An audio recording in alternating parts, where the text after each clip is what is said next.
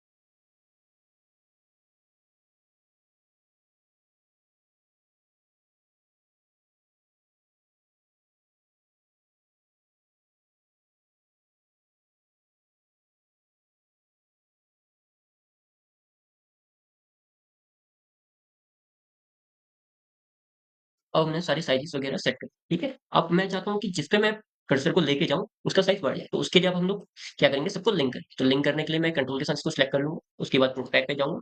Prototype में जाने के बाद इस वाले पॉइंट को मैं इससे लिंक करूँ। ठीक, लिंक करने के बाद जो इंटरेक्शंस है, बेसिकली हम लोग इंटरेक्शन सेट कर रहे हैं यहाँ पे। तो मैं ऑन क्लिक को क्या करूँगा, मोबाइल होम फ्रेम कर लूँगा। और यहाँ पे जो प्रॉपर्टीज़ है, एनिमेशन टाइप है, इसको इंस्टेंट से मैं स्मार्ट एनिमेट करूँ। ठीक है, और उसके बाद ड्यूरेशन आप सेट कर सकते हो। मैंने 300 एमएस रखा हुआ है। एमएस का मतलब आपका मिलीसेकंड होता है। इसी तरीके से हम सबको लिंक करते हैं। ठीक है, इंटरेक्शन सेट करते हैं।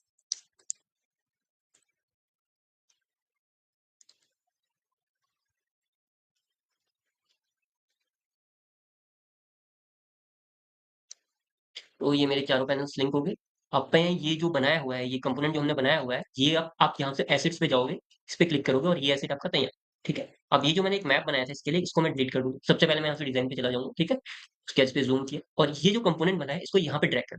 ठीक है, इतना हो गया। उसके बाद डेस्कटॉप पे सिलेक्ट करोगे और डेस्कटॉप को सिलेक्ट करके यहाँ पे आप प्रोटोटाइप पे जाओगे।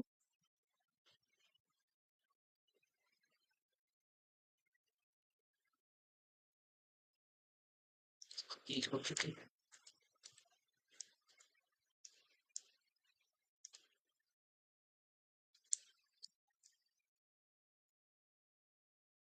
है, अब ये आपका एनिमेशन तैयार। ठीक है,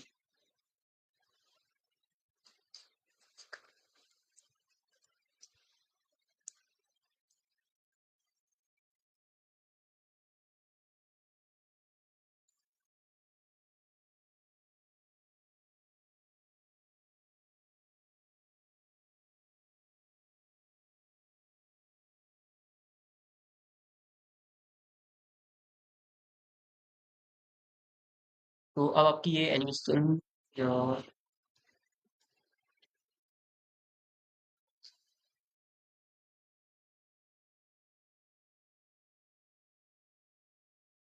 तो अब आप लोग देख सकते हो आपकी एनिमेशन इस तरीके से तैयार है। ठीक है।